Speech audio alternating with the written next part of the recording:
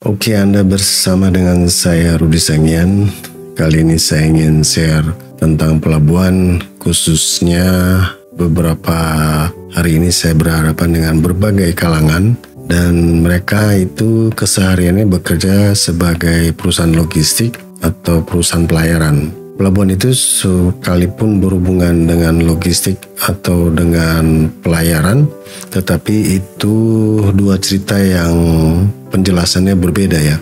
Demikian juga tentang organisasi pada mereka yang bekerja di perusahaan perkapalan atau logistik itu berbeda dengan organisasi sebuah manajemen operator pelabuhan.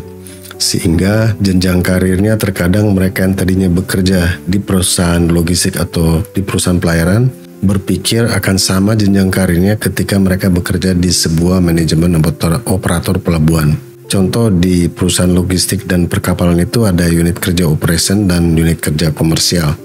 Kalau di operasional inti organisasi pelabuhan itu yang ada hanya unit kerja kapal, unit kerja barang, lapangan, konsolidasi, dan unit kerja teknis dan peralatan, unit kerja HRD, dan unit kerja keuangan. Ini adalah operasional inti organisasi pelabuhan. Nggak ada di situ yang disebut dengan unit kerja komersil. Dan unit kerja operation juga terdiri dari hanya unit kerja kapal, unit kerja barang, lapangan, dan konsolidasi.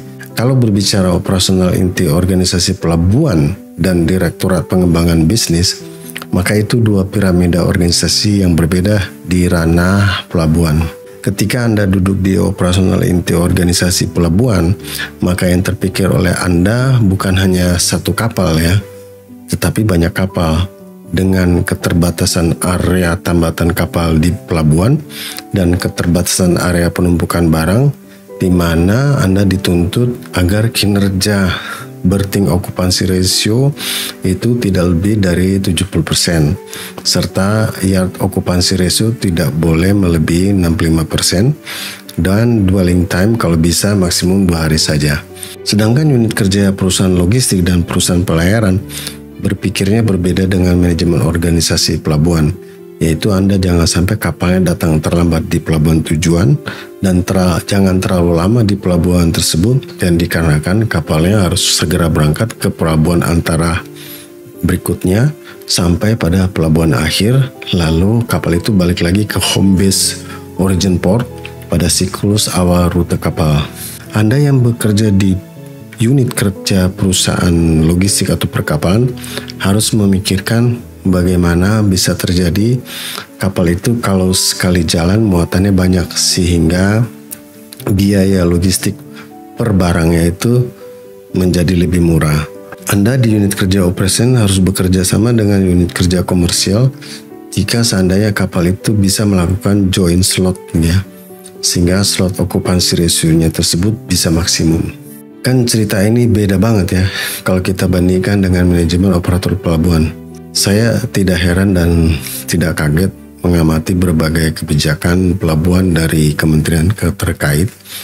Itu banyak diberi masukan sehingga kebijakan menjadi tidak tepat sasaran, yang dikarenakan berbagai masukan tersebut adalah dari berbagai kalangan unit kerja, perusahaan logistik, perusahaan perkapalan, forwarder company, dan bahkan dari perusahaan truk. Inilah yang membuat pelabuhan kita ini berbiaya logistik tinggi dan prosedurnya menjadi ribet, sehingga kebijakannya itu terkadang saling tumpang tindih atau overlapping. Bahkan organisasi pelabuhan saat ini gitu-gitu aja dan hanya fokus pada pelabuhan sebagai kegiatan bongkar dan muat saja.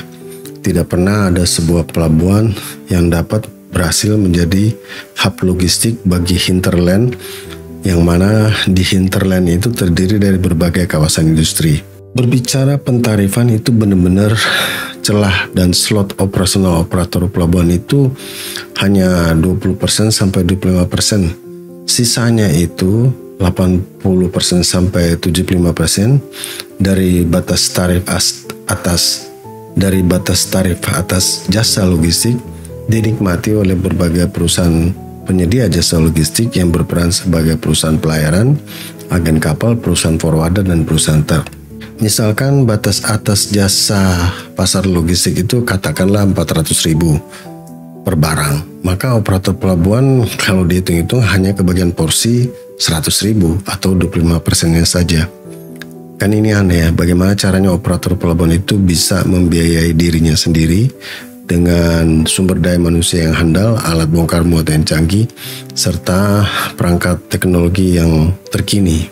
Dan terlebih lagi biaya logistik kita tergolong tinggi atau mahal di ASEAN menurut kajian Bank Dunia, yaitu 24% dari produk domestik bruto. Sebelum manajemen operator pelabuhan itu bisa memberikan service level yang handal, maka ada baiknya para manajer di organisasi operator pelabuhan tersebut memahami betul keterbatasannya dalam menyusun kinerja operasionalnya yang berkenaan dengan keterbatasan area dermaga, area penumpukan, serta yang paling berat adalah tarif yang hanya bisa 25% dari batas atas harga jasa logistik. Harus bisa mengembalikan aneka ragam capital expenditure dan operational expenses yang berkenaan dengan diperlukannya sumber manusia yang handal, pemeliharaan infrastruktur pelabuhan, dan sebagainya. Ini kayaknya muter-muter di situ saja dan butuh rantangan kebijakan regulator agar operator pelabuhan ini bisa melangsungkan operasionalnya secara handal dan profesional. Sehingga YOR tidak melebihi 65%, berting occupancy ratio tidak melebihi 70%, dan dwelling time kalau bisa maksimal 2 hari saja.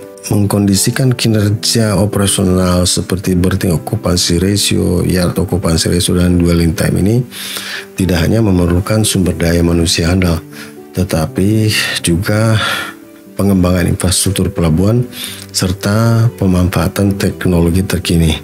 Saya kira itu pandangan saya. Salam logistik.